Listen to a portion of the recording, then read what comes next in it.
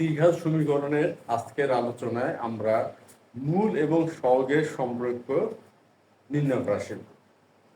আমরা দ্বিঘাত সমীকরণে যেমন মূল এবং সহগের সম্পর্ক নির্ণয় করছিলাম, ঠিক তেমনি ত্রিঘাত সমীকরণেও আমরা এই বিষয়টি করব। এখন আমরা গত ক্লাসে ত্রিঘাত সমীকরণের ক্লাসে আমরা একটা ত্রিঘাত সমীকরণের আদর্শ রূপটা কেমন হয় সেটা নিয়ে আলোচনা করছিলাম। সেটা ছিল এমন: ত্রিঘাত সমীকরণের আদর্শ রূপ।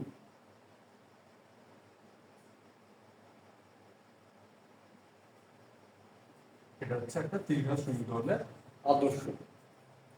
আমরা এটাও শিখছি ত্রিঘাত সমীকরণ আলোচনাতে বা ত্রিঘাত সমীকরণ প্রথম দিনের আলোচনায়, যে যত ঘাত এটা সর্বোচ্চ চলকের পাওয়ার হচ্ছে 3, তত মূল। দ্বিঘাত সমীকরণে আমরা মূল বা চলকের মান পেয়েছিলাম 2টি, আর ত্রিঘাত সমীকরণের ক্ষেত্রে মূল বা চলকের মান পাবো আমরা 3টি, চতুর্ঘাতের ক্ষেত্রে 4টি। তাই যদি হয়, আমরা ধরে নেই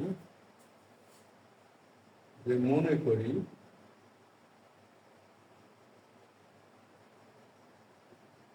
মূল 3টি,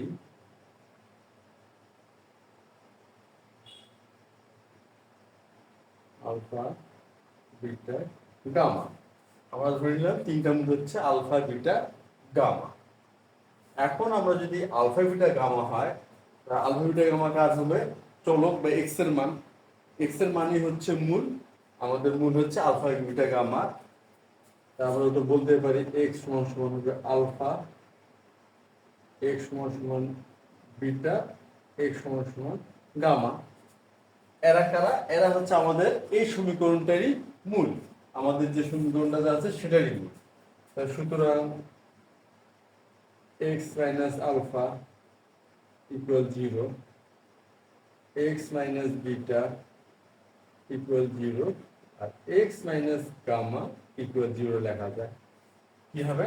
এক্স যদি আলফা হয়, আলফাকে আমরা সাইড চেঞ্জ করলাম, পক্ষ পরিবর্তন করলে এক্স মাইনাস আলফা সমান 0 হলো, এক্স মাইনাস বিটা সমান 0, এক্স মাইনাস গামা সমান 0।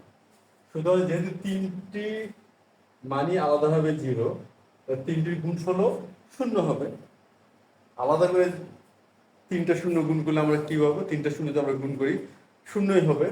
সুতরাং আমরা তো লিখতেই পারি যে x minus alpha into x minus beta into x minus gamma equal হচ্ছে 0। এটা আমরা লিখতেই পারি।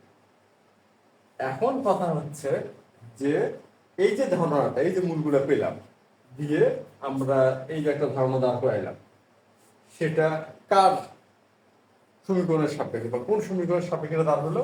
সেটা দাঁড়ানো হচ্ছে আমাদের এই সমীকরণের সাপেক্ষে, আমাদের এই আদর্শ সমীকরণের সাপেক্ষে।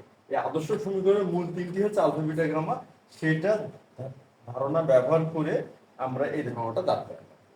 সুতরাং কি বলতে পারি যে এই সমীকরণটারই আরেকটা রূপ এটা, এটা আমরা বলতেই পারি। যেহেতু এই সমীকরণের মূলই আমরা আলফা, বিটা, গামা দিচ্ছি, সেহেতু আমরা এইখানে লিখতে পারবো X minus alpha, x minus beta আর এক্স মাইনাস গামা। এটা আমরা লিখতেই পারি। এই আদর্শ রূপটারই আরেকটা রূপ হচ্ছে এটা। যেহেতু আদর্শ রূপ আর এটা একই বিষয়, সুতরাং আমরা সমান চিহ্ন দেব। এখন আমরা এই 3টা রাশি গুণ করব। 3টা রাশি কি করবো? গুণ। আমরা গুণটা করি। X minus alpha, x minus beta, x minus gamma সমান।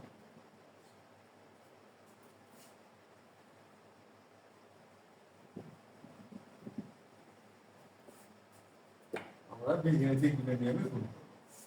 এক্স এক্স দিয়ে এগুলোকে গুণ করি, X square minus beta X, alpha দিয়ে minus alpha X plus alpha beta গুণ করলাম, আর এক্স মাইনাস গামা।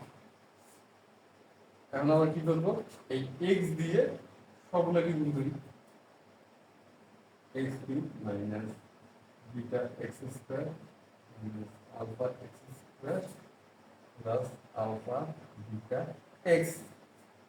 এখন আমরা গামা দিয়ে গুনছি, minus gamma x square plus beta gamma X plus alpha gamma x minus alpha beta gamma. আমরা এটা পেলাম গুণ করে। তারপরে আমরা এখন এক্স কিউব, আমরা একটা বিষয় খেয়াল করি, এই যে সাজায় লিখি, এক্স স্কোয়ার যাদের সাথে আছে তাদেরকে একসাথে লিখে দিই, লিখলাম।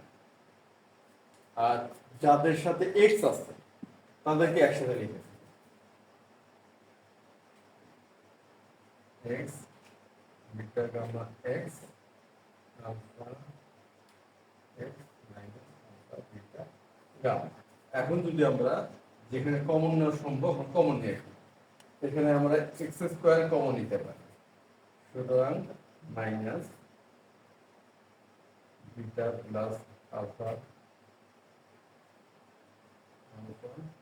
Plus gamma x square plus alpha beta beta gamma alpha gamma x minus alpha beta gamma.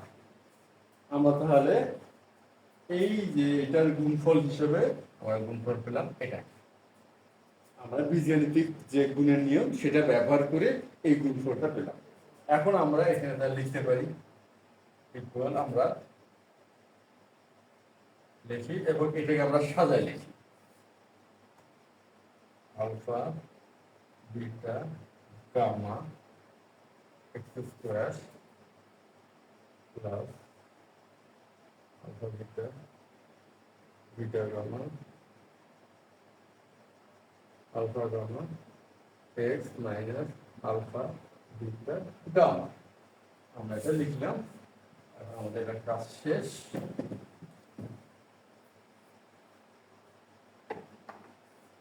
তাহলে ওটা কি দাঁড়ালো, x cube B x square C x plus D.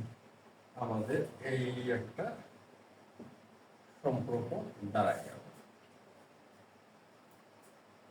আমাদের একটা সম্পর্ক আমরা পেয়ে গেলাম। এখন আমাদের হয়তো মনে আছে আমরা সমতার সূত্র একটা বিষয় শিখছিলাম, যে একই ঘাতযুক্ত চলকের একই ঘাতযুক্ত পদগুলোর সব সমান হয়। আমাদের হয়তো মনে আছে, আমরা যে পূর্বে দেখলাম করছি, সেখানে আমরা সমতা সূত্র একদিন আলোচনা করছি। সেখানে আমরা কি শিখছিলাম, যে একই ঘাতযুক্ত চলকের একই ঘাতযুক্ত পদের সব পরস্পর সমান হয়, একই ঘাত, অর্থাৎ এত এর সহ এক্স কিউবের এক্স কিউবের সহ কি আছে দেখি, এই বাম পক্ষে আছে এ, ডান পক্ষে আছে ওয়ান। আমরা একটা ধারণা পেলাম। এখন আমরা দেখি এক্স স্কোয়ারের সহ,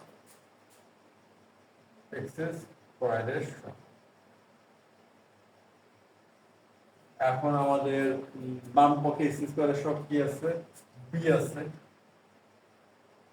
আর ডান পক্ষে আছে minus alpha beta gamma x স্কোয়ারের সহ। এখন আমরা কি বলবো, এক্স এর সহ, এক্স এর সহ, এক্স এর সহ। এক্স এর সহ কি আছে, আমাদের বাম পক্ষে আছে সি লিখলাম, আর ডান পক্ষে আছে এই যে এই সহ, alpha beta beta gamma alpha gamma x এর সহ। তারপরে কি বাকি থাকলো, ধ্রুব বা ধ্রুবপদ।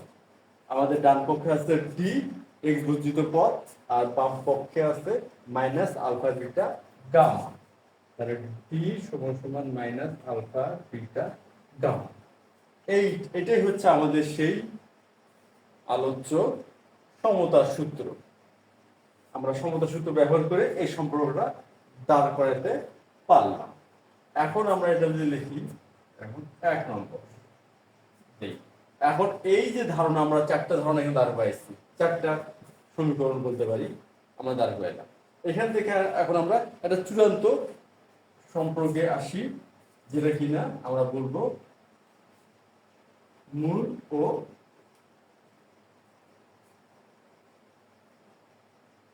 সহগের সম্পর্ক। আমাদের চূড়ান্ত সিদ্ধান্ত আমরা চলে আসছি। এখন মূল আর সহগের সম্পর্কে আলফা বিটা গামা মূল ত্রয়ের যোগফল।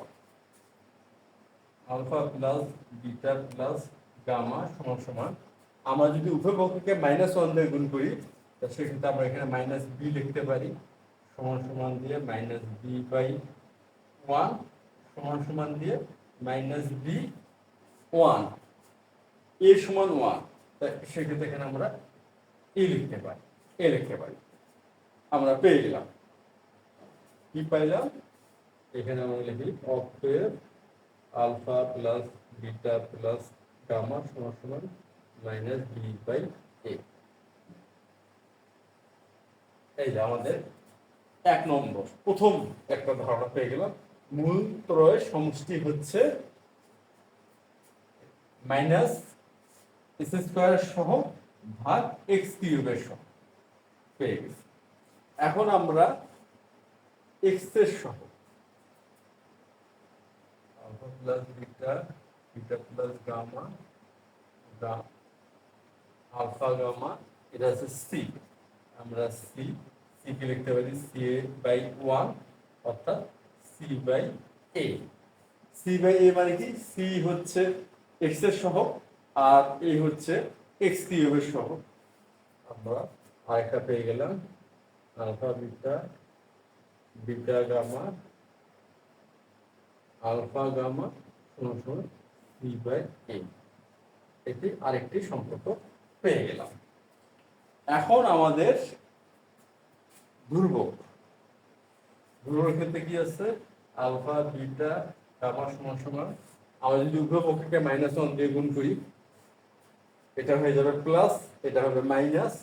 সুতরাং -b সমান সমান -b/1 সমান সমান b/a।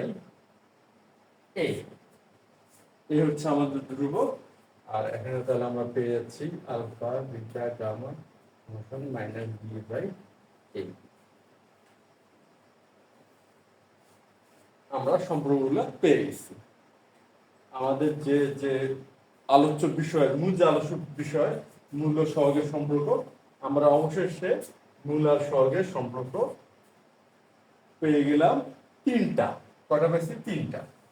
এটা হচ্ছে আমাদের 1 নম্বর, এটা হলো 2 নম্বর, আর এটা হচ্ছে 3 নম্বর। 3টা সম্পর্ক আমরা শেষ পর্যন্ত দাঁড় করাইলাম। এখন তাহলে ব্যাপারটা কি দাঁড়ালো? যে কোনো ত্রিঘাত সমীকরণের 3টি মানের সমষ্টি হবে কি? যে x² এর সহগকে x³ এর সহগ দিয়ে ভাগ করব, মান আসবে ঋণাত্মক। আর 3টা মূল আলফা বিটা গামা, 3টা মূলের গুণফল হচ্ছে ঋণাত্মক ধ্রুবক b ভাগ হচ্ছে x³ এর সহগ। এটা হলো 3টা মূলের গুণফল। আর মূল 3টির এই যে গুণফল, অনেকটা ফরম্যাট হলো AB BC C। এটাই alpha beta beta gamma alpha gamma. এটা আসতেছে কি? C/A। C হচ্ছে x এর সহগ আর a হচ্ছে x³ এর সহগ। এই হচ্ছে আমাদের ত্রিঘাত সমীকরণের মূল সহগের সম্পর্ক। আজকে এই আলোচ্য বিষয় যেটা হচ্ছে আমাদের ত্রিঘাত সমীকরণের মূল সহগের সম্পর্ক, আমরা মোটামুটি গাণিতিকভাবে এটা বোঝার চেষ্টা করলাম এবং বিষয়টা আমরা শেষ পর্যন্ত গাণিতিক নিয়ম ব্যবহার করে তারপর এলাম যেখানে কিনা আমরা ব্যবহার করলাম সমতার সূত্র। তো আজকে আমাদের আলোচনা, এই যে আমাদের যে আজকে টপিকটা ছিল, এটা আমাদের আলোচনা আজকে শেষ। আশা করি যে এই আলোচনাটা মোটামুটি সবারই বুঝতে পারা গেছে। আর আমরা ভবিষ্যতে বা নেক্সট ক্লাসে যে ত্রিঘাত সমীকরণের অন্যান্য বিষয়গুলো শিখবো, যে এটা কি করে সমাধান করা যায়, এই মূল সহগের সম্পর্ক ধারণা ব্যবহার করে একটা ত্রিঘাত সমীকরণ কিভাবে সমাধান করা যেতে পারে। আমাদের পরবর্তী ক্লাসে আলোচ্য বিষয় হবে সেটা। তাই সে পর্যন্ত আজকে সবাইকে ধন্যবাদ।